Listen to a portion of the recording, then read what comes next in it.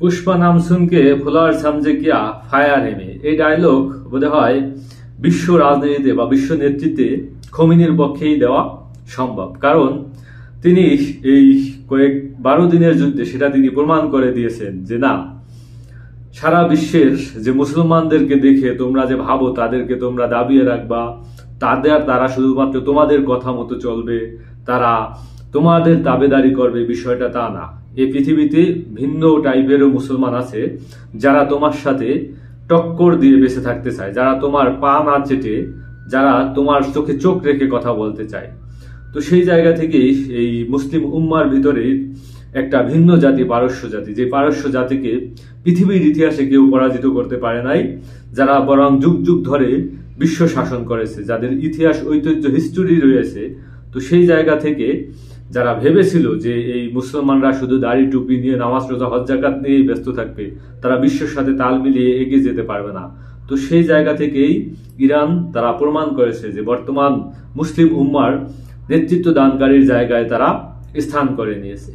কিছুক্ষণ আগে Donald Trump তার ট্রুথ সোশ্যাল মিডিয়ায় তিনি পোস্ট করেছেন যে সিএনএন এবং নিউ ইয়র্ক টাইমস তারা প্রোপাগান্ডা ছড়াইতেছে, তারা ভুল তথ্য দিতেছে, তারা মিথ্যা তথ্য দিতেছে।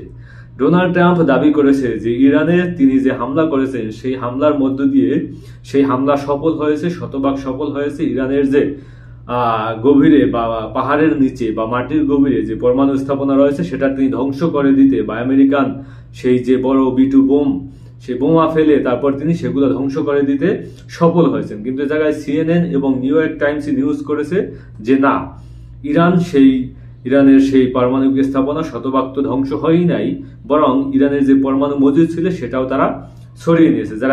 যেটা আপনি জানেন যে ইতিমধ্যে ইরান নিজেরা জানিয়েছেন যে আমরা সেখান থেকে ইউরেনিয়াম সরিয়ে নিয়েছি এবং বর্তমানে আমাদের কার্যক্রম আমরা পুনরায় চালু করেছি। এবং এই যে টানেলগুলো বা এই যে মাটির অভ্যন্তরে যে আমাদের পরমাণু স্থাপনা রয়েছে সেগুলাও অতি দ্রুত পুনরুদ্ধার করার জন্য আমাদের কাজ চলতেছে। তো বুঝতেই পারতেছেন যে ডোনাল্ড ট্রাম্প পৃথিবীর কাছে যে এই বোমা ফেলে পৃথিবীকে একটা আইওয়াশ করার চেষ্টা করছিল যে এই যে বুঝি আমি করে ফেলেছি, সবকিছু শেষ করে দিয়েছি, কিন্তু বাস্তবতা হইলো ভিন্ন চিত্র। তারা আসলে কোনো কিছুই করতে পারে নাই।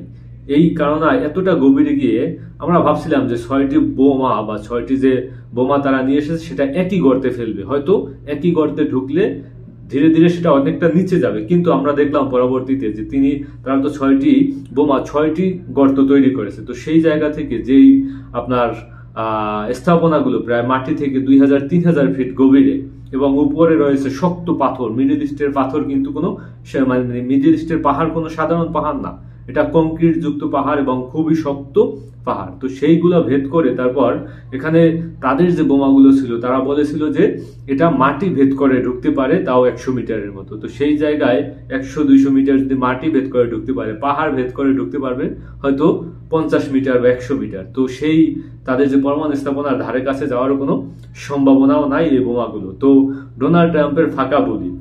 এবং এই কিছুক্ষণ আগে আরো একটি টিভি চ্যানেলে তিনি সাক্ষাৎকার দিয়েছেন যে তিনি সিজ ফায়ার ঘোষণা করার পরও নেতানিয়াহু প্রশাসন যেভাবে হামলা করেছে, তো সেটাকেই সামনে এনে তিনি বলছেন যে নেতানিয়াহু, তুমি ভেবো না আমেরিকা তোমার অস্ত্র ভান্ডার, আমেরিকার মানুষ না খেয়ে আছে, আমেরিকার মানুষের বাড়ি ঘর নাই, আমেরিকার মানুষ রাস্তায় বসবাস করতেছে।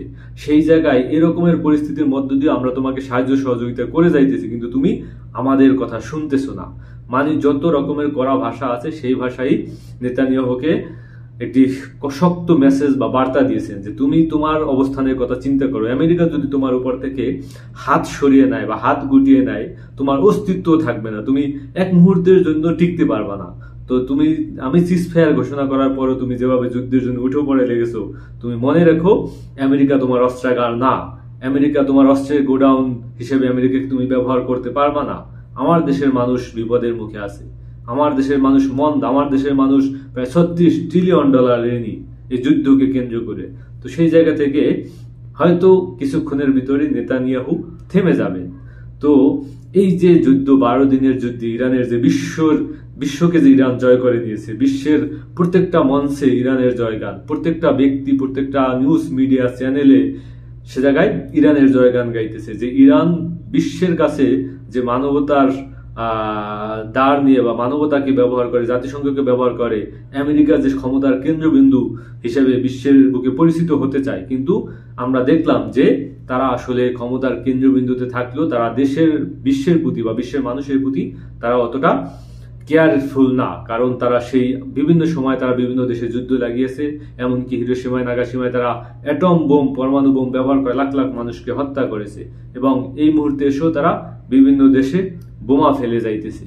তো সেই জায়গা থেকে আমেরিকার যে নোংরা চরিত্র সেটা বিশ্বের মানুষের কাছে উন্মুক্ত হয়ে গেছে, এবং সমস্ত বিশ্বের সাপোর্ট, ভালোবাসা, সমস্ত বিশ্বের যে আপনার সম্মান শ্রদ্ধা সেটা কিন্তু ইরানের প্রতি বেড়ে গেছে খোমেনির প্রতি। এবং বিশ্বের সমস্ত রাষ্ট্র থেকে একটা অন্যতম জনগোষ্ঠী, বিশেষ করে তরুণ প্রজন্ম যারা হিস্টোরিক্যালি জানে যে ইরানের আসল আমেরিকার আসল ক্যারেক্টার কি, তারা অবশ্যই এখন, আপনারা জানেন যে এর আগে যখন ক্ষমতায় ছিল এর আগের প্রেসিডেন্ট জো বাইডেন, তখন এই যে গণহত্যা চালাইছিল দখলদার রাষ্ট্রটি, তারা সেটাকে জেনোসাইড বলে নাই, এমনকি জো বাইডেন নিজে বলছে this is not a genocide.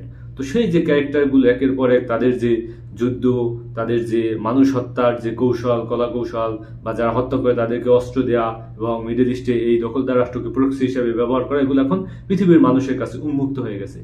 তো এখন পৃথিবীর মানুষের কাছ থেকে আমেরিকার যে সাপোর্টটা পেত সেটা একেবারে ন্যাংটা হয়ে গেছে। এখন খোমেনির প্রশংসা করতেছে, ইরানের প্রশংসা করতেছে, যে না, এমনকি ভিন্ন ধর্মের মানুষ, আমেরিকার ভিতরের মানুষ, তারাও ডোনাল্ড ট্রাম্পের বিরুদ্ধে আপনার করতেছে, আন্দোলন করতেছে। এবং ইরানের ভেতরে যে তারা রেজিম চেঞ্জের কথা বলতেছে, রেজিম চেঞ্জ তো দূরের কথা, ইরান তারা বিজয় উদযাপন করতেছে, যে এই যুদ্ধে, এই 12 দিনের যুদ্ধে ইরান জয়যুক্ত হয়েছে। তো শেষমেশ আমার শ্রদ্ধ নেতা খোমেনির জন্য শুভকামনা। খোমেনিকে কিন্তু ব্যক্তিগতভাবে আমি মুসলিম বিশ্বের খলিফা হিসাবে মানি। তো তার জন্য শুভকামনা।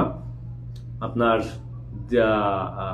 হায়াত আল্লাহ তাআলা আরো দান করুক, আপনি দীর্ঘায়ু লাভ করেন, আপনার জীবন দীর্ঘায়ু লাভ করুক, দীর্ঘদিন যাবৎ আমাদের ভিতরে থেকে এভাবে বেঁচে থেকে তারপর ইরান রাষ্ট্রটাকে স্বয়ং সম্পূর্ণ করে যেন আপনি যেতে পারেন, এই আশা ব্যক্ত রেখেই আমরা আজকের ভিডিও শেষ করি। সবাই দোয়া করবেন খোমেনির জন্য।